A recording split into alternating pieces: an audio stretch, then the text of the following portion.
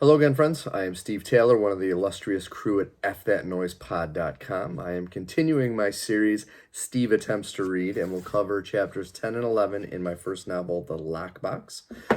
This video and all previous ones are streaming on both fthatnoisepod.com. You can find them on staylorbooks.com, and you can also subscribe to my YouTube channel to be able to see the previous five episodes I've done so far.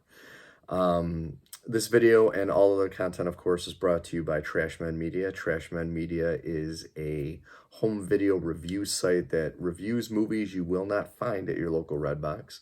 Visit them at trashmanmedia.com. Also, we are brought to you by Bizarre Abyss, a website that is focused on real news and straight talk. Visit them at bizarreabyss.com. Do not forget, every Monday night, we also have a flagship podcast on fthatnoisepod.com. It is called F That Noise. Just to warn parents, unlike the novels that I'm reading, these are not for young listeners. They are very R-rated, but also very funny. So please give us a check, give us a shout out, give us a thumbs up on whatever podcast station you listen to, Spotify, Apple Podcasts, whatever. Now, as far as the books, The Lockbox and Homecoming are both available on my website at staylorbooks.com. You can get both the paperback or the digital version. There are links to Amazon, which they are sold on Amazon.com. And finally, I know these videos usually go up on, I record them Sunday nights. They go up late Sunday, early Monday, but I was feeling a little under the weather. I am feeling better now, so I am doing it this evening, which I believe is Tuesday night. So it'll go up tonight, tomorrow morning, somewhere around there. But look for these once a week. We're going to start with The Lockbox. We're going to move into Homecoming.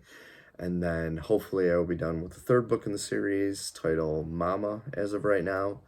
Shortly, we'll be able to continue into that, and I am also working on a kid's book, and I'm thinking of doing videos for that as well. That is to be continued, though. I have a lot of things working right now. But without any further ado, we are starting with Chapter 10 of The Lockbox. Joliet, Illinois, July 31st, 2013, 10:45 a.m. It had been a few days since the small Cessna had reached its destination, and so far, no sign of echo. In an attempt to avoid detection, Joe had landed at Rutherford Airport in Arkansas, Wisconsin. It was a privately owned airport, and the manager owed him a favor. After landing, the group helped hide the plane in an old hangar located at the rear of the airfield. Borrowing a van, they made their way into Joliet, a city just southwest of Chicago, Illinois. It was here that they found sanctuary. Back in the mid-90s, Joe had purchased an abandoned warehouse for emergency situations, just like the one he now faced. It was on the outskirts of town, perfect for disappearing. This remote location had one entrance from a small dirt road, and the building was surrounded by a dense tree line. The rear of the building was about 300 feet from a set of seldom-used railroad tracks. Within the complex where his property was located was a few other abandoned buildings that were in disrepair. The entire location was an eyesore, and the people of the area had chosen to forget about it. After investigating some time and funds into the property, Joe had built a solid base of operations. He had spent the morning sitting at a small kitchen table sipping many steaming cups of coffee. The morning sun was beginning to shine through the open window adjacent to the table. His breakfast of toast and eggs sat half-eaten as he looked out the window, lost in thought. "How are the eggs in this dump?" Ethan said as he entered the room. He was clean for the first time in days, and surprisingly well-rested. Joe had given him a pair of jeans and an old Chicago Bears t-shirt. Per Joe's request, Ethan had shaved off his mustache and clipped his hair into a short buzz cut. Joe looked down at his plate. "A little dry, but they're better than nothing." Ethan walked over to the counter and poured himself a large cup of coffee. He turned back towards Joe and leaned on the counter. "So, what now, Chief?" Looking around, Joe seemed to be searching for something. "Where are the kids?" "They're still in bed. I didn't want to wake them. They needed the rest." "That they do. They've shown exceptional bravery. You also have." "Yeah, well, It didn't help save any of my men. Speaking of which, I need to get back home as soon as possible. Do you have any information about the condition of the town? Joe sat up in the chair and nervously looked at his hands. I don't think you're going back there anytime soon, Ethan. The hell are you talking about? I received word last night that your town has been wiped from the map. The fire spread quickly without any first responders to help contain the situation, and it eventually burned to the ground. You and the kids are feared dead along with most of the residents of Shoshone Peak. Those who survived were silenced. What? How do you destroy a whole town?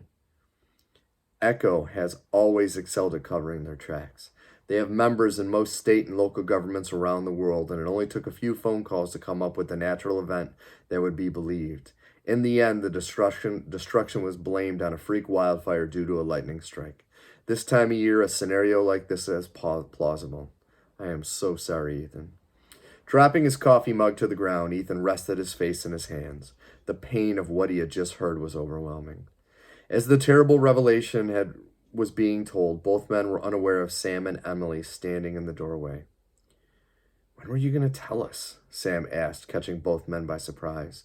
Joe jumped to his feet. Sam! Emily! How long have you been listening? Emily, now numb to the terrible events that had occurred, walked up to Joe and looked him in the eyes. My brother asked you a question. I know he did. Please, sit. Join us. Joe motioned for the kids to sit at the table. Sam and Emily sat down, both looking rested. Emily had her hair in a ponytail. She wore a new pair of jeans and a hooded sweatshirt from the local Kmart, a light blue one with dolphins decorating the front. Her beautiful young face now showed the wear of someone twice her age. Sam had a pair of khaki cargo shorts, and he was also wearing a Bears t-shirt. He was lucky to get the blue one. His left arm was pulled against his chest, tucked away in a new sling Joe was able to score from a friend who worked at Silver Cross Hospital. His right ear was bandaged. The bleeding from his missing piece had finally stopped, but just in case it started again, they wrapped it back up tight. Joe addressed the group. Our main objective now is to protect you kids. Even though we may have lost Echo, I guarantee they're still looking for the box, and eventually they will track us down. I think the best course of action will be to split up. With Gerald gone, the box is now my burden. I will take it and disappear after I figure out what to do with you three. I still have some contacts in the Bureau, and it shouldn't be that hard to get you relocated to somewhere safe. Unfortunately, you will all have to leave everything behind and change your identities. Sam quickly protested, cutting off his sister before she could speak. I am not going to sit on my ass while my town and family burn. That damn box is my responsibility, and I will decide what happens to it. Emily slapped his arm, causing him to wince. You mean our responsibility, don't you? Joe rocked himself out of the chair and onto his feet. He walked over and stepped in between the siblings. Would you please keep your damn voices down? We need to remain in control. Now, this is not up for debate. You kids are not strong enough to fight these men. You cannot imagine the power they possess. Bullshit, Sam snapped back. We have just as much right to come along as anyone.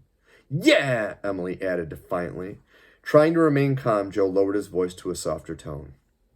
I feel awful for your loss, but I'm not going to drag you two teenagers along with me. This is going to be dangerous, and I only need help from those who have the training to be useful. Now, that's the end of the discussion. This is total crap, Sam snorted in anger. Are you just going to sit there, Sheriff, or are you planning on helping? Ethan chose to remain quiet as the battle had begun.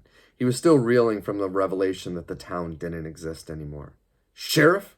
Sam screamed at the top of his lungs. I'm sorry, I didn't scream.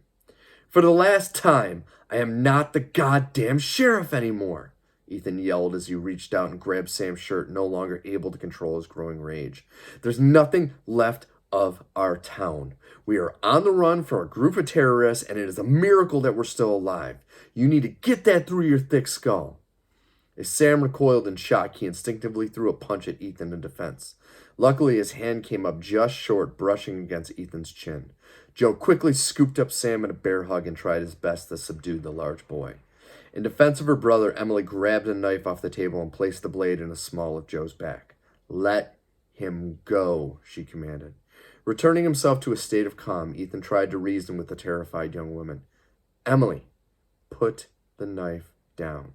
Emily remained eerily calm as she kept the pressure of the blade against Joe's back. As Ethan inched closer, her gaze focused on him. "Stop, or I'll cut him. Don't screw with me, Ethan." Heeding her threat, he stopped dead in his tracks. The group found themselves in a stalemate. "All right, everyone, let's just calm down," Joe requested as he lightened his grip on Sam. Sam tore himself from Joe's grasp and spun to face him. "Just because we're not spies does not mean we can't kick some ass." Emily lowered the knife, but she never moved her steely gaze from Joe. Joe and Sam stared each other down for a few minutes before they were interrupted by a knock at the front door. "Are we expecting pizza?" Ethan questioned, alarmed by the unexpected visitor. Joe looked around the room for a weapon. There were only 2 people in the world that knew of this place, and one is dead. You need to find a place to hide. Now. The group scattered as Joe removed a Frankie 720 semi-automatic shotgun from under the kitchen table. After pumping a shell into the chamber, he moved swiftly to the door.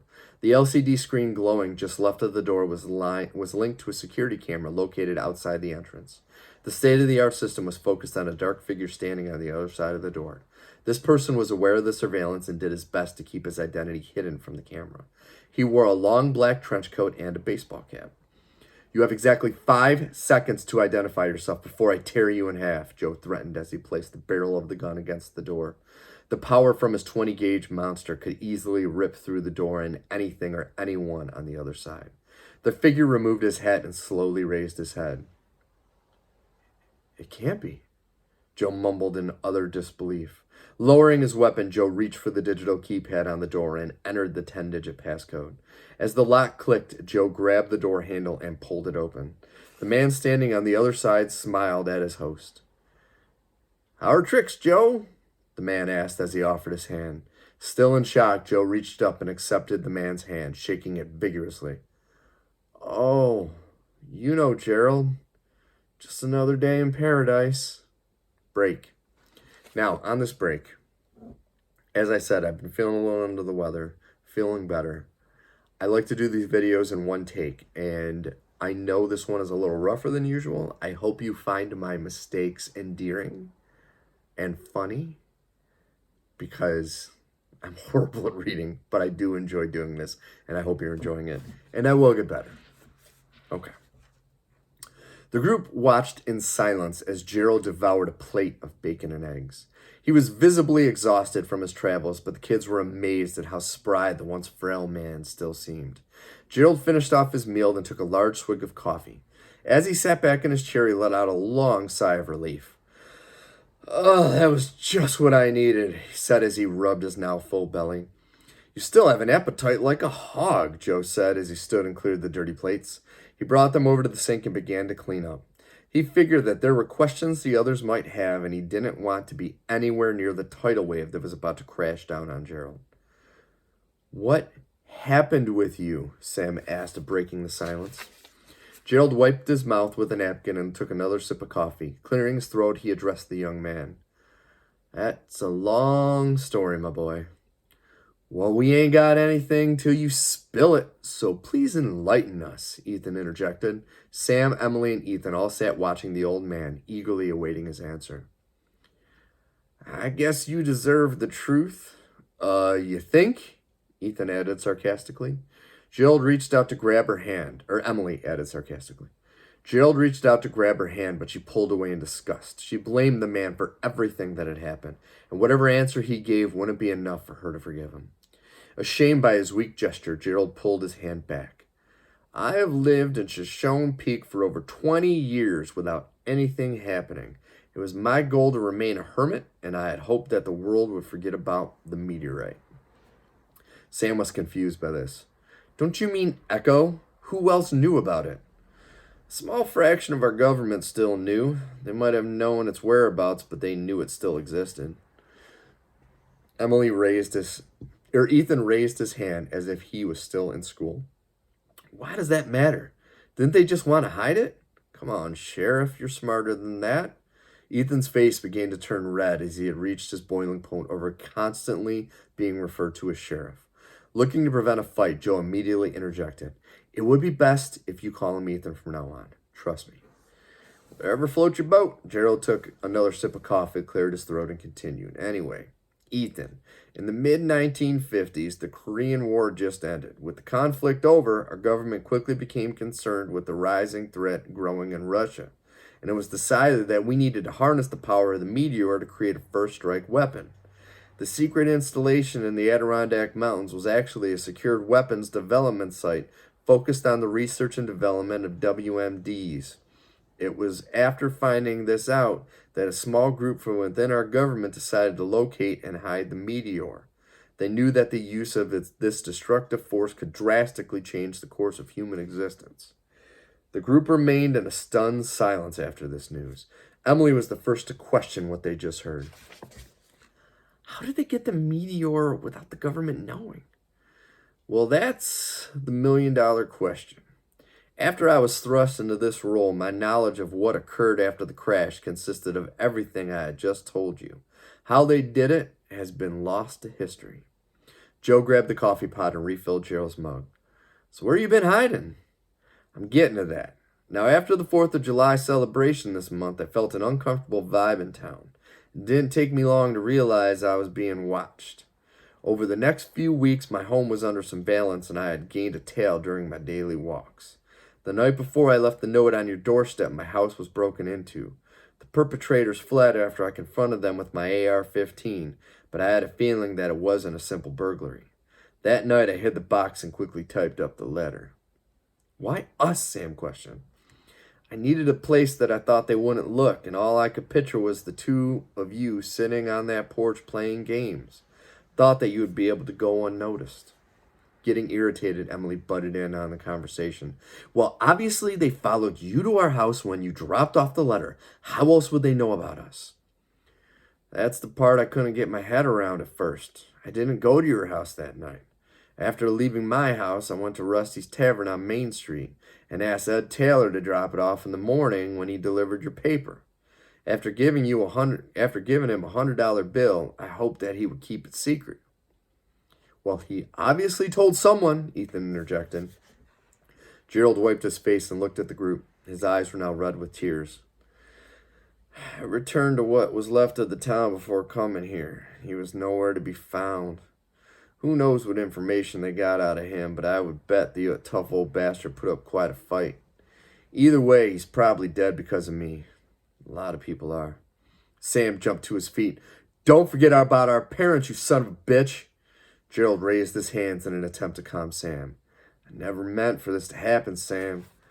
I had hoped that by running, Echo would follow me and leave you all in peace." Ethan rose from his chair. Standing next to Sam was still shook with anger. "Well, that didn't work out so well for the town, did it?" Sam lunged for Gerald, but he was caught in midair by Ethan's strong arms. Gerald sat motionless as the boy fought against Ethan's grip, waiting to receive whatever punishment that was coming. He knew he deserved to answer for every ounce of pain and suffering these kids had endured. Growing increasingly frustrated by the altercation, Emily stepped between the two men and grabbed her brother by the face. "Sam, enough!" The touch of his sister's hands calmed Sam enough so that Ethan could release him.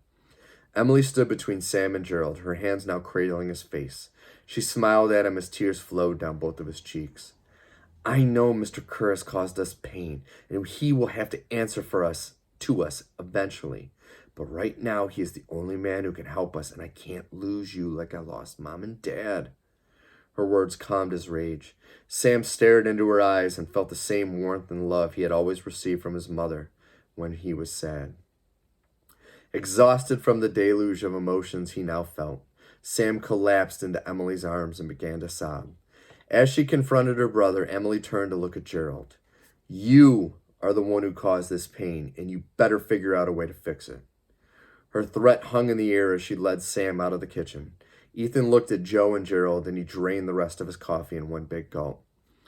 "Don't think I'm on your side. My town burned because of this mess, and I want my pound of flesh. You have to decide if it's going to come from you or the other bad guys." He slammed his empty cup down on the table and to punctuate his final remarks. Turning in disgust, Ethan followed the kids into the living room, leaving the two stunned men behind. Joe walked over to the table and sat down in the chair across from his friend.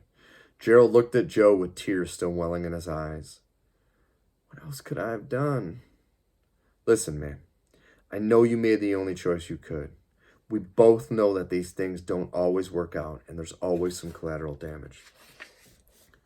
What should I do, Joe? How could I ever make this right? Picking up Ethan's empty coffee cup, Joe's voice became filled with an intense ferocity. The only way we know how. We need to find Echo and take them out once and for all. As the final words left his lips, Joe threw Ethan's empty cup across the room. As the glass shattered against the wall, a small fire began to grow in the hearts of these two spies. It was time to go to war. All right, got through that pretty unscathed. We are going to chapter 11 now.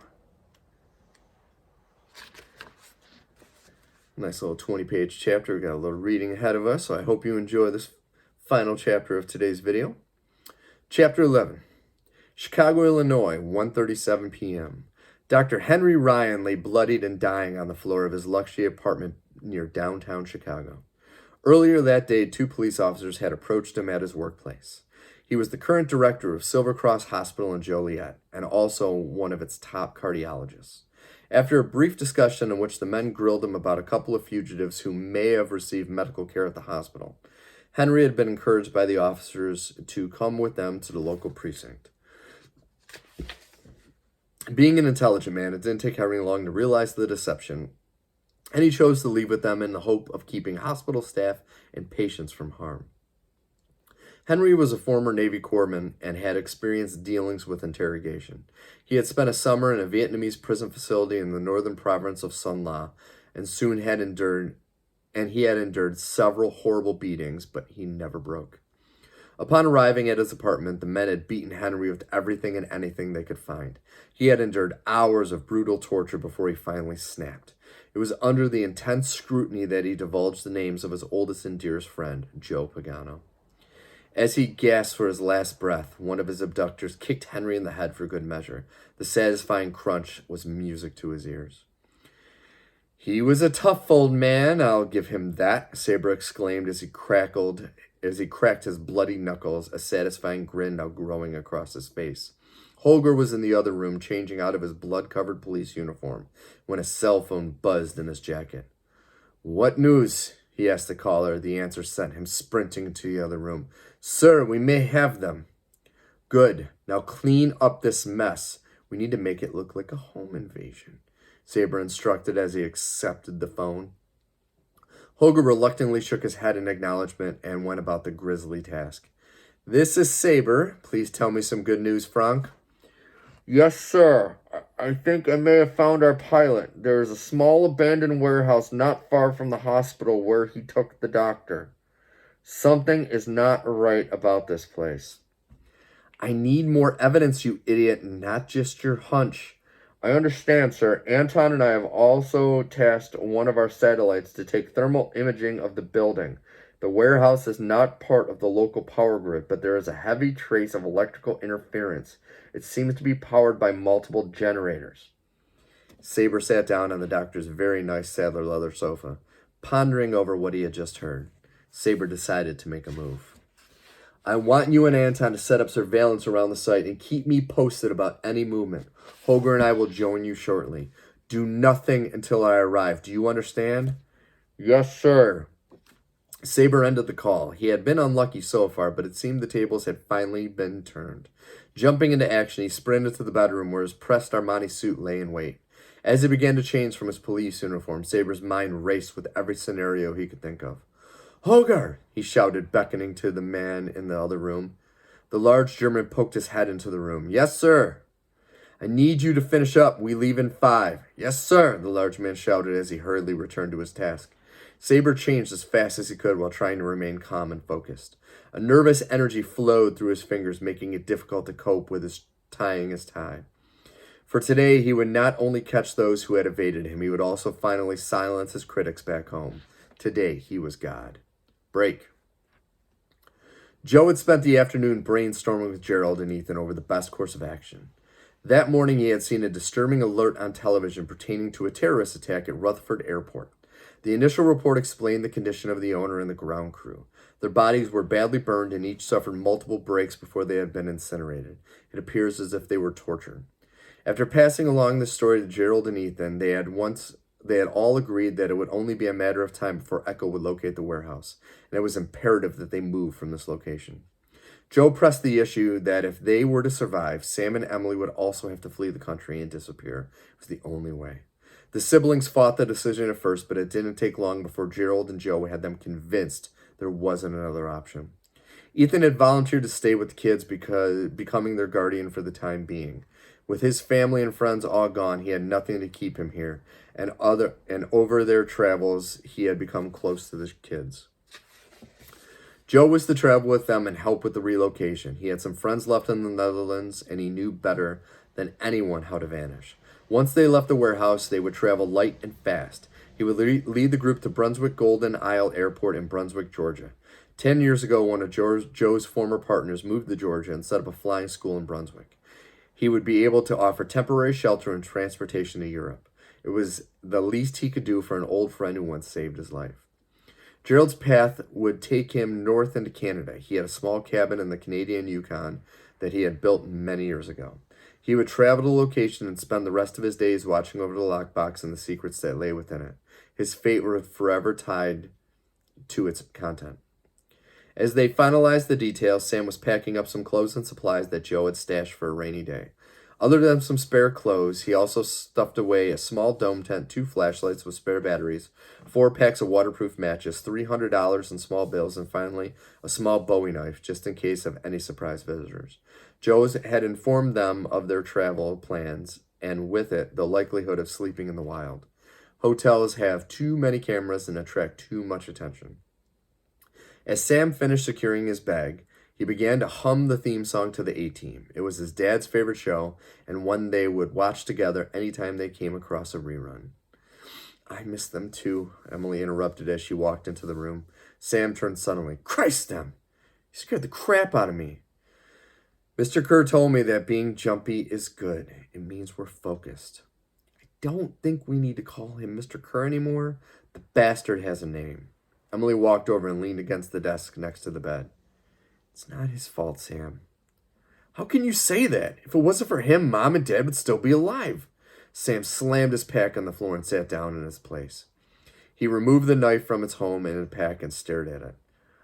Thought about sticking it into his eye, just so he could feel the pain her parents had to deal with.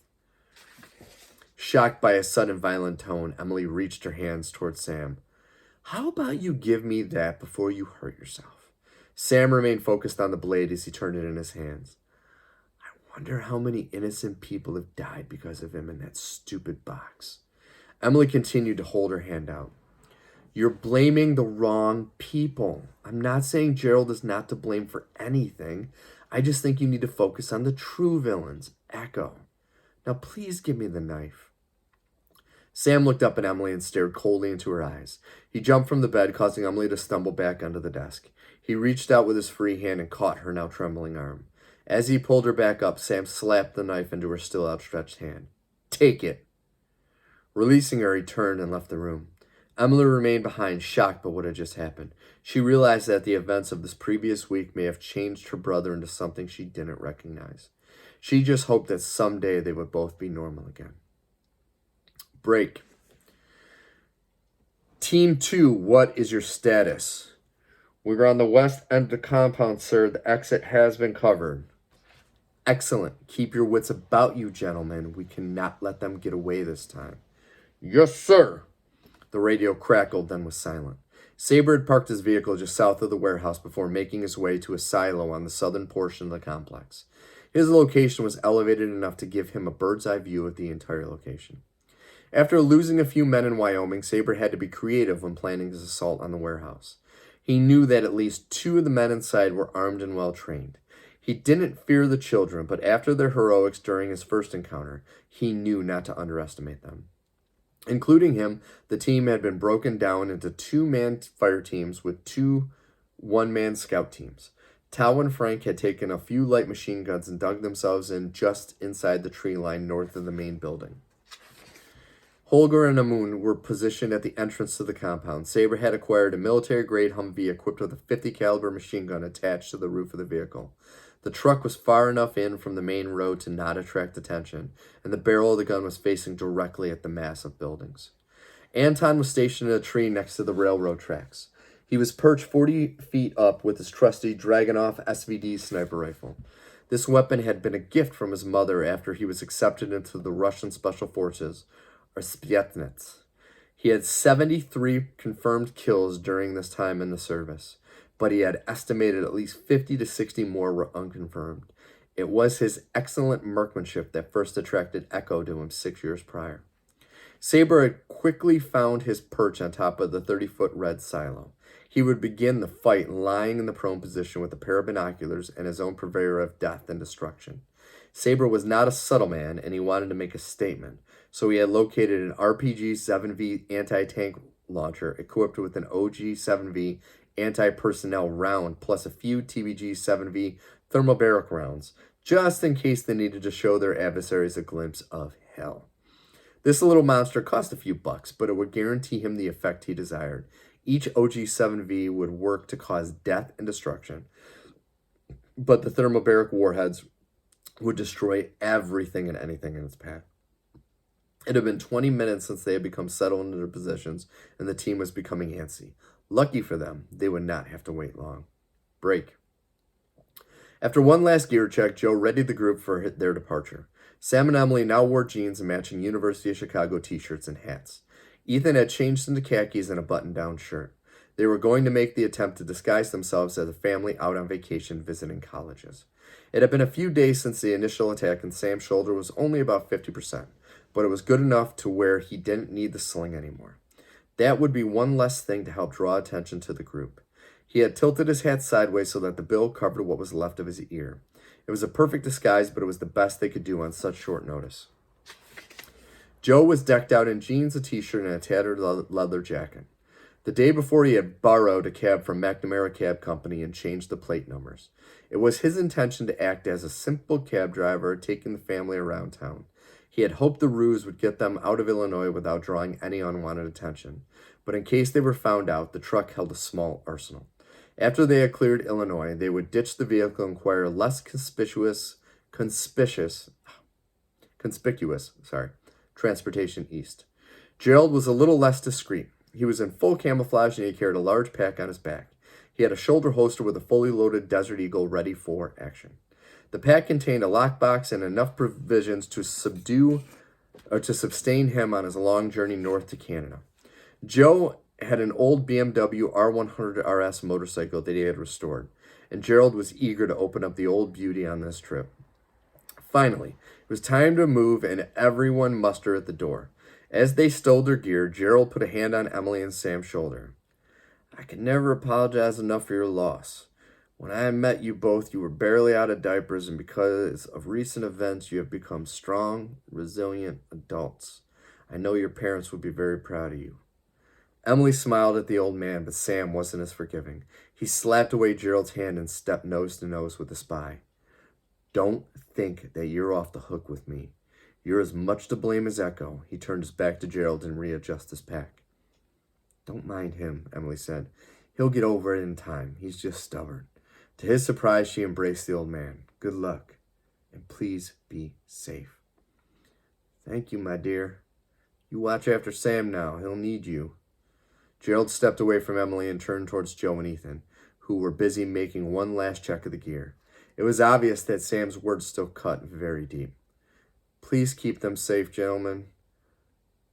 I've caused them so much anguish. They deserve some peace. Joe embraced his friend. Don't be concerned with us. Ethan and I will get them away from all of this madness. I only hope you will arrive at your destination in one piece. I will contact you when we arrive in Middleburg. The old friends stepped out of their bear hug and shook hands, both aware of the fact that this might be the last time they see each other. Gerald turned his attention to Ethan, who was impatiently watching as everyone said their goodbyes. I'm sorry for everything, Ethan. I know how much that town meant to you. I only hope that you forgive me. Gerald extended his right hand as a gesture of friendship, but it remained empty. Ethan stood, his arms folded, and glared at Gerald. That town was everything to me. It was my whole world. Everything this week, I had to watch it burn. I have watched my friends get slaughtered like animals, and all this other piece of paper you carry on your back. Ethan stepped closer to Gerald. You have to make it out of here, or all the sacrifices have been for squat. So you better not screw this up. I won't let you down, any of you. Ethan turned his back on Gerald and picked up his backpack. After flipping the pack onto his back, he reached for the door. Good, because I don't want this happening to anyone else, even the Canadians. There was a small chuckle from the group as Ethan slid open the door. The laughter would be silenced from the crack of a rifle. Ethan's left shoulder exploded into a red cloud as his body was thrown back. He collapsed to the floor at Emily's feet. She began to scream as blood squirted out of the wound. Thinking quickly, Sam jumped for the door and slid it shut just as 2 rounds buried themselves deep into the heavily reinforced metal. Joe rushed to Ethan's side, applying pressure to the now seeping wound. Gerald joined Sam in securing the door. Expecting an army to break through the door, the group was surprised that nothing followed the initial shots. Joe continued to hold pressure on Ethan's shoulder. Emily, he shouted to the still screaming girl. She stopped and looked at Joe, wide-eyed in terror. I need you to go into the bathroom and bring me the red bag with a white cross on it. Can you do that for me? She remained silent but shook her head vigorously to acknowledge. Good, now go, fast! Snapping out of her shock, Emily sprinted towards the bathroom. Ethan writhed on the ground in agony, his clothes now saturated with blood. Sam, I need your help, Joe called to the boy. Joe slapped Sam on the arm. Go, lad, the door's secured. Sam left Gerald at the door and hustled to Joe's side. I need you to hold him down if you can, Joe instructed as Emily returned with the bag. Sam grabbed Ethan's leg and fought to keep him still. Thank you, Emily. Now I need you to hold Ethan's right arm down so I can try to stop the bleeding. Emily did it as she was told, the entire time fighting back the urge to vomit. Ah! Ethan screamed as Joe ripped open his shirt, exposing the wound. Now, Ethan, I need you to try to remain still. The round passed clear through, but I don't want to use morphine because we need you to be sharp. So when I fix you up, it's going to hurt like a son of a bitch. Just freaking do it already! Ethan snapped as he continued to grimace in pain. Joe first retrieved a packet of Wounded Warrior from his bag. This packet contained a granulated coagulant that is used to stop bleeding during combat situations. He poured the entire packet into the wound, causing Ethan to scream in agony. After the substance began to slow the bleeding, Joe removed the field dressing from the pack. He wrapped Ethan's shoulder tight and secured the bandage with a roll of gauze. Once the bleeding had stopped and Ethan was stabilized, Joe sat back with a temporary sigh of relief. I need you both to stay with Ethan, he said as he looked at the terrified kids. We're not going anywhere, Sam said as he let go of Ethan's leg. After the initial shock of the treatment, Ethan had stopped squirming as he began to grow accustomed to the pain. Sam scooted down to where Emily still held onto Ethan's arm.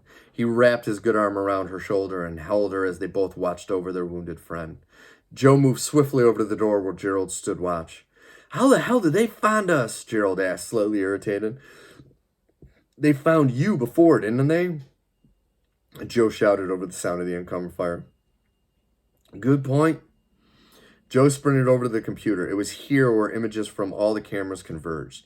He had spent quite a bit of time hiding multiple cameras throughout the property. Most were hidden within tree branches, almost undetectable. He fired up the monitor and focused attention on the image now flashing before his eyes. There were 10 cameras, but only 4 were still transmitting images. Whoever was out there must have a way to disrupt the camera's electrical signatures.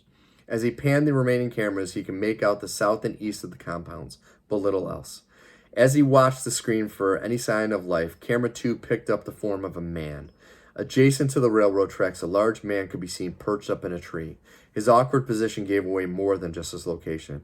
It also made it hard for the man to completely hide the large rifle he was now holding. Gerald, come here a second, Joe shouted. Gerald darted over the monitor. What do you see?